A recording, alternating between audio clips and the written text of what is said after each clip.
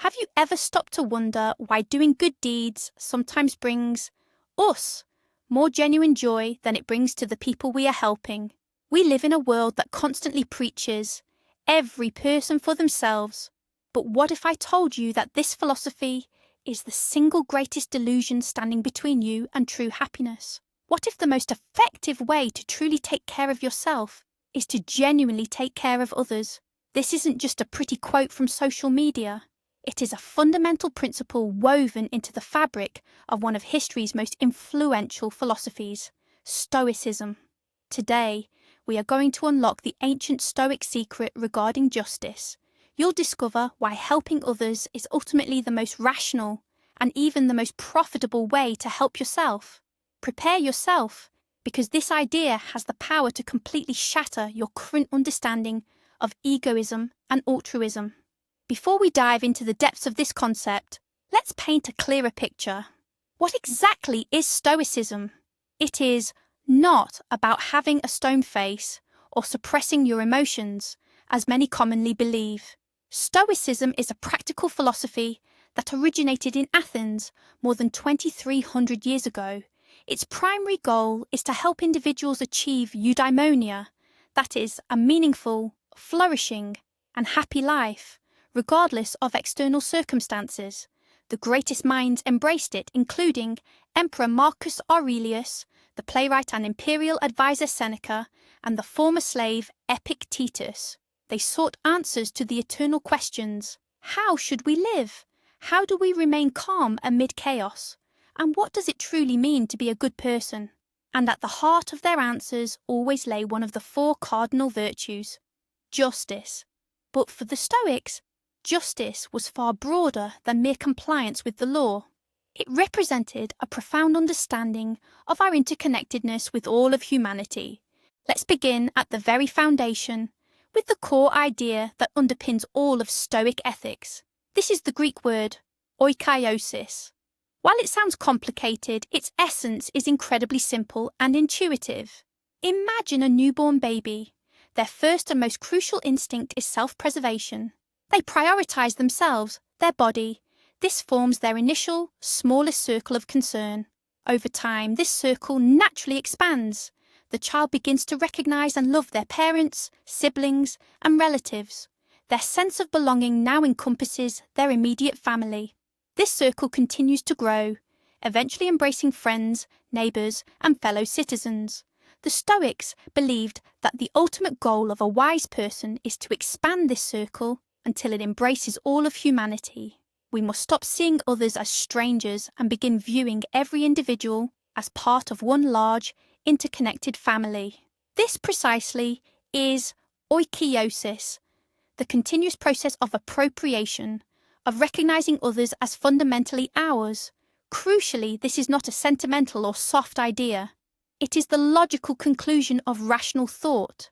We are all human beings, we all possess reason, and we are all part of a single, shared nature. Therefore, the well-being of any other person cannot be foreign or irrelevant to us. The concept of expanding circles isn't just a pretty metaphor, it's a practical mental exercise. The Stoic philosopher Heracles instructed his students to mentally visualize these circles and actively try to pull the outer rings closer to the center. For example, this meant calling a cousin simply a brother, or referring to a neighbor as a relative. The goal of this exercise is to dismantle the mental barriers we erect between our own and outsiders. After all, these very barriers are what breed indifference, hostility, and injustice. When we start seeing a stranger on the street as a distant relative, our attitude toward them fundamentally shifts. We can no longer walk past their hardship with a cold heart. Providing assistance becomes as natural as helping a member of our immediate family. And this is where things get truly interesting. By acting this way, we are moving in harmony with our true, essential nature. According to the Stoics, living in accordance with nature is the highest good and the ultimate source of happiness. Therefore, every single act of justice and assistance is actually a step toward our own personal well-being and flourishing. Now let's take this idea a step further, moving from the concept of a worldwide family to that of a worldwide state.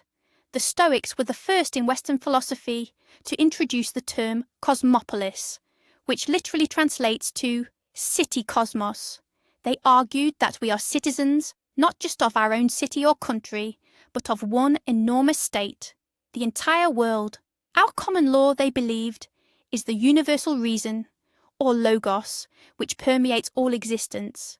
This idea was revolutionary for its time, especially considering that the world was strictly divided into Greeks and barbarians, or Romans and provincials. The Stoics, however, maintained that nationality, social status, or wealth were merely external and ultimately insignificant distinctions. What truly mattered was the bond that united us all, our shared human nature and our capacity for reason. The Emperor Marcus Aurelius, arguably the most powerful man in the world, wrote in his private journal, "My city and fatherland, as Antoninus, is Rome. As a human being, it is the world." He constantly reminded himself that his primary role was to serve as a citizen of the world. But what does it actually mean to be a citizen of the world in practice? It means understanding that your personal well-being is inextricably linked to the well-being of society as a whole. The Stoics often use the analogy of the human body. The hand cannot declare, "I don't care if the foot is hurting, because I am separate from it." The hand understands it is a part of a unified organism. If the body suffers, the hand suffers too. The same principle applies to human society. We are not isolated individuals. We are integral parts of the one great body of humanity. The struggles of others are our shared struggles. Their joys are our shared triumphs. Therefore, an injustice committed against one person is a wound inflicted upon the whole community. By helping others, we are, in essence, healing ourselves, strengthening the social organism of which we are a part. This represents a radical departure from the idea that man is a wolf to man. For the Stoics, every person is a brother, a partner, a fellow citizen in the great city of the cosmos. Let's shift our focus now to justice as a virtue. The Stoics identified 4 primary virtues: wisdom, courage, temperance, and justice. They believed these qualities were the only true good. Everything else, health, wealth, reputation, they categorized as indifference. These might be preferred, but they don't determine the quality of our lives. Virtue, however, certainly does. And among these virtues, justice held a special place. Seneca famously wrote, "No one can live happily if he attends to himself alone, if he turns everything to his own advantage. You must live for another if you want to live for yourself." This isn't just a simple call for altruism. It is, in fact, a logical conclusion. For the Stoics, justice was the knowledge of how to properly distribute resources and treat everyone according to their merit. However, that merit isn't determined by status. It's rooted in our shared human nature. To be just is to recognize the inherent worth of every single person and to act consistently based on that recognition. But how does this relate to helping yourself? The Stoics believed that the human soul is inherently rational and social. We are fundamentally built to live in society and cooperate with one another. When we act unjustly, we are going directly against our own nature. It is as if we inflict a wound upon our own soul. This generates internal conflict, anxiety, fear, and shame, all the things that ultimately shatter our tranquility. Conversely, when we act justly, help others, and show kindness, we are operating in complete harmony with our true nature. This brings profound inner satisfaction, a deep sense of moral clarity, and personal integrity. For a Stoic, happiness is not some fleeting pleasure, but rather a state of internal harmony achieved through a virtuous life. Therefore, every act of justice is a direct investment in our own long-term well-being. By helping others, we don't lose anything. Instead, we gain the most valuable asset of all, peace of mind. No one articulated this idea better than the philosopher-emperor Marcus Aurelius. Throughout his meditations, he continually revisits the concept of the common good. One of his most famous quotes states, "What is not harmful to the hive is not harmful to the bee." Let's take a moment to consider this simple, yet brilliant metaphor. A bee instinctively understands that its survival and prosperity are directly tied to the health of the entire hive. It cannot simply say, "I will hoard honey just for myself and let the rest fend for themselves." Such behaviour would ultimately be destructive, both to the hive and eventually to the bee itself. Marcus Aurelius urged us as humans to be as sensible as the bees. We must recognise that we are all part of this larger hive, human society, and everything we do should be aimed at the common good, because true individual prosperity can only be achieved within a flourishing and just society. Marcus Aurelius took this philosophy a step further. He argued that the ultimate purpose for us as rational beings is serving our fellow man. He famously wrote, "We were born to work together, like feet, hands, and eyes. Therefore, either teach or endure." This means our duty is twofold: either help others strive for improvement or patiently bear their imperfections, recognizing that they too are indispensable parts of our common whole. He didn't see helping others as a burden or a chore, but rather as a profound privilege, an opportunity to realize our highest nature. When, as emperor, he faced betrayal, ingratitude, or sheer foolishness, he would remind himself, "This person acts this way because they are ignorant of true good and evil. My task is not to be angry, but to continue doing what I was born to do. Act for the common good." This mental framework granted him incredible inner strength and tranquility. By serving others, he ultimately helped himself, preserving his own humanity and refusing to yield to destructive emotions. This approach fundamentally shifts how we view our challenges. Typically, when confronted with injustice or someone else's suffering, our instinct is often anger, despair, or the urge to simply pull away. Stoicism, however, offers a different path. Instead of asking, "Why is this happening?" the Stoic asks, "What can I do to help?" And "How can I use this situation as an opportunity to practice virtue?" Every problem ceases to be a source of stress and transforms into a chance for action. Lending a hand with a heavy load, offering a listening ear to a struggling friend, donating to a worthy cause, or speaking up against injustice. These are not burdens, they become active exercises in virtue. This practice makes us stronger, wiser, and ultimately happier. We stop being passive victims of circumstance and become active participants in building a better world. This very feeling of contributing meaningfully to the greater good is a powerful source of purpose and deep satisfaction. Another great Stoic, Seneca, explored the topic of giving and receiving benefits extensively in his treatise, De Beneficiis. He viewed helping others as a kind of social glue that holds society together. For him, the exchange of kindness is a natural cycle that sustains human connection. He wrote, "Let him who has conferred the benefit keep silent. Let the recipient proclaim it."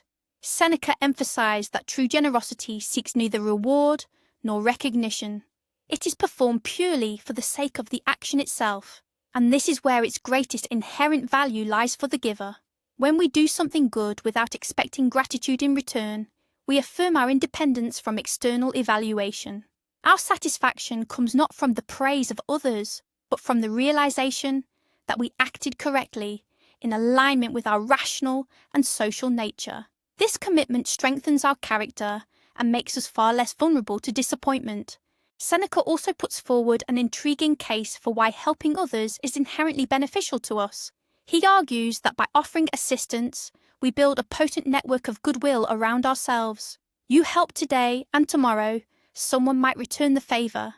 But even if the recipient turns out to be ungrateful, the very act of giving help has already served its purpose for you. You become a better person simply by displaying that virtue. What's more, you set a powerful example. Your action might inspire someone else to perform a good deed, and that wave of kindness will spread further. Thus, by aiding just one individual, you are contributing to the improvement of the overall social climate. You make the world around you a little safer, kinder, and more reliable, and we must agree, living in that kind of world is much more pleasant and peaceful. In essence, every act of help, is an investment in the very society we wish to inhabit. It is the most practical and far-sighted form of self-care available. It is interesting to note that the Stoics never called for mindless charity or exhausting self-sacrifice. For them, justice was intrinsically linked to wisdom, meaning that help needed to be administered rationally. Before offering assistance, a Stoic was required to assess the situation thoroughly. Is the person truly in need? Will my help actually cause long-term harm, perhaps by encouraging idleness? What is the most effective way to assist under these specific circumstances? This wasn't cold calculation. It was a demonstration of genuine, reasoned concern. True assistance is not aimed merely at alleviating immediate suffering, but rather at helping the individual become better, stronger, and more self-reliant. In fact, sometimes the most just form of help is a refusal. For instance, declining to lend money to a friend who will only spend it on destructive habits. In that scenario, justice towards your friend means helping them confront their underlying problem, not simply enabling it. This measured approach also protects the helper from emotional burnout and pointless sacrifices. What did Epictetus, the philosopher who journeyed from slavery to become one of the most respected teachers of his era, have to say about this? His primary focus was the concept of roles. He taught that each of us plays many roles in life. We are someone's child, a parent, a friend, a neighbour, a citizen. Our essential mission is to perform these roles to the best of our ability. For Epictetus, justice was defined as the flawless fulfillment of one's social duties. If you are a son or daughter, your duty is to respect your parents. If you are a friend, be loyal. If you are a citizen, uphold the laws and strive for the common good. And here is the crucial insight. By fulfilling these roles, we are not doing others a favour.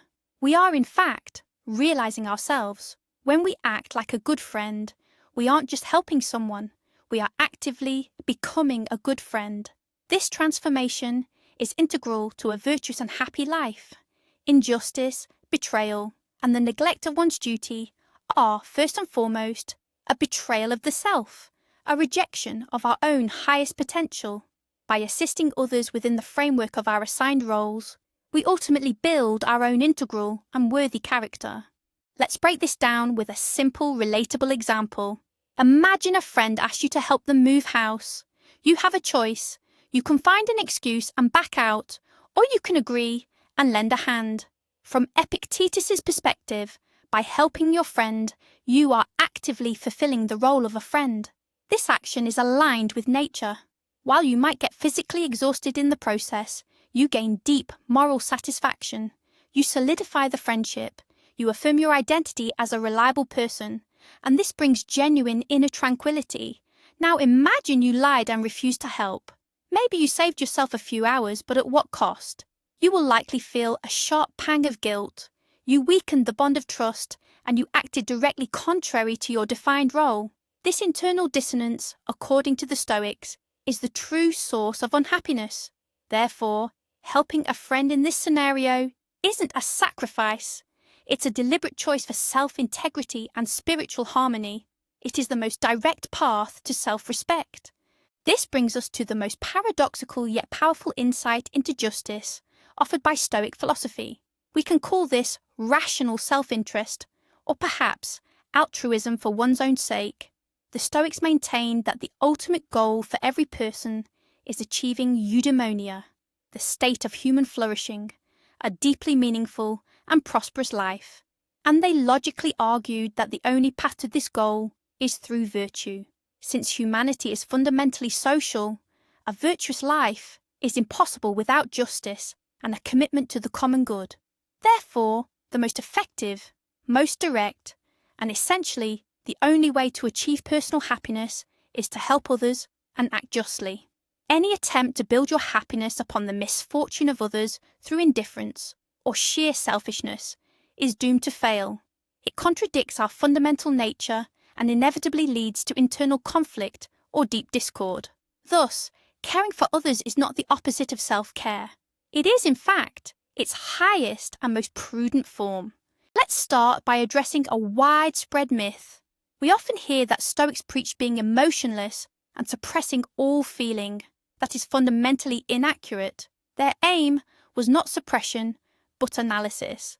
They urged us to examine our emotions and prevent irrational passions such as anger, envy, or unchecked fear from dictating our actions.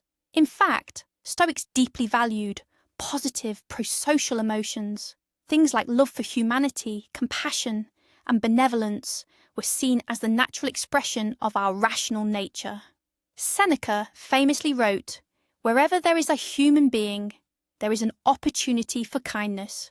Assistance should stem not from pity, which Stoics considered an irrational passion, but from reasoned sympathy and an understanding of our shared human condition. We help, not because we are swept away by emotion, but because it is the right and rational thing to do. This approach makes our aid far more stable and dependable. We don't just offer help when we are in the mood, but consistently whenever duty and justice demand it. How do we actually apply all of this in our modern 21st century lives? The Stoic ideas are more relevant now than ever before. Our society often grapples with atomization, isolation, and a profound sense of meaninglessness. The Stoic concept of justice offers a powerful antidote. Start small. Practice Oikeiosis, the concept of finding kinship, in your daily routine. Try to see that strained relationship with a colleague not as a rivalry, but as a shared membership on the same team. Make an effort to show genuine interest in the supermarket cashier, instead of treating them merely as a function. These small shifts in perception fundamentally change our internal chemistry. They reduce the stress of social interactions and dramatically increase our sense of connection. Remember this, every person you meet is fighting their own unseen battle. Showing basic courtesy and kindness, that in itself is already an act of Stoic justice. The next step is transitioning from perception to action. Seek opportunities to help in your daily life. They don't have to be grand gestures. Give up your seat on public transport. Offer to help a neighbour with their groceries. Share your knowledge with someone who needs it. Make a small donation to a reputable fund. What truly matters is not the scale of these actions, but their consistency. Each act is like training your virtue muscle. The more often you do this, the more second nature it becomes. It transforms from an obligation into a habit, and eventually into a source of true joy. You will notice the focus shift away from your own minor problems and towards something much larger. And this, as modern psychology confirms, is one of the most reliable ways to boost your personal happiness and reduce anxiety. You begin to feel connected to something far greater than your own ego. And finally, here is the most challenging, but also the most vital practice. This is applying Stoic justice when faced with truly tough situations, when you've been insulted, betrayed, or treated unfairly. The natural reaction is anger, resentment, and a desire for revenge. A Stoic, however, stops and asks themselves one question: how can I respond virtuously? This doesn't mean you have to allow people to walk all over you. Justice may require you to stand up for your boundaries or hold the wrongdoer accountable. But the motivation must not be revenge. It must stem from a desire to restore order and perhaps even help that person recognize their error. Marcus Aurelius famously said that the best revenge is not to be like your enemy. By maintaining your composure and humanity in the face of injustice, you achieve the greatest victory of all, the victory over your own destructive passions. You prove that your inner state is independent of other people's poor choices, and that grants you true freedom and an unbreakable sense of peace. By helping even your transgressor avoid bitterness, you ultimately help yourself remain truly human. Ultimately, the Stoic concept of justice asks us to fundamentally rethink our view of the world and our role within it. It urges us to step beyond the narrow confines of our ego and truly recognize ourselves as part of a vast, interconnected whole. This philosophy effectively shatters the false division between self and other. It reveals that the interests of the individual and the interests of society are not contradictory. Rather, they are mutually reinforcing. When we serve others, we are not sacrificing ourselves. Quite the opposite. We are actually fulfilling our true nature, strengthening our character, and finding profound meaning and inner peace. This isn't just a moral duty, it is the most pragmatic and direct route to the life we truly desire, a life abundant in tranquility, joy, and deep satisfaction. Justice, in the Stoic understanding, is not merely a social rule, it is the pathway to personal flourishing, and this key is accessible to every one of us, right here, right now, in every choice we make and every action we take. So let's bring all these threads together. We've established that for the Stoics, justice wasn't merely a set of rules or laws, it was a fundamental organisational principle woven into the fabric of the cosmos and the human spirit. Through the concept of Oikeiosis, they demonstrated our natural tendency to expand our circle of concern, starting with ourselves and gradually encompassing all of humanity. And through the idea of the cosmopolis, they taught us to view ourselves as citizens of one single world, where the well-being of each person is inextricably linked to the well-being of all. The great Stoics, Marcus Aurelius, Seneca, and Epictetus, proved through their own lives that serving others doesn't diminish us. It elevates us. And perhaps the most crucial, even shocking, takeaway is this: helping others is the wisest and most effective form of self-help. Every act of kindness and justice is a step toward our own inner peace, toward a life lived in harmony with nature and reason, and toward that very eudaimonia, human flourishing, which they considered the highest good. This means the next time you have an opportunity to help someone, remember this: you are not just doing it for them, you are doing it for yourself. You are investing in a better world and, crucially, in the best version of yourself. Thank you for watching this video until the very end. If these Stoic insights resonated with you, please consider subscribing and hitting the like button to help this video reach more people. Now, I have a question for you. What small act of service did you perform recently that unexpectedly brought joy to you as well? Share your story in the comments below, and let's inspire one another.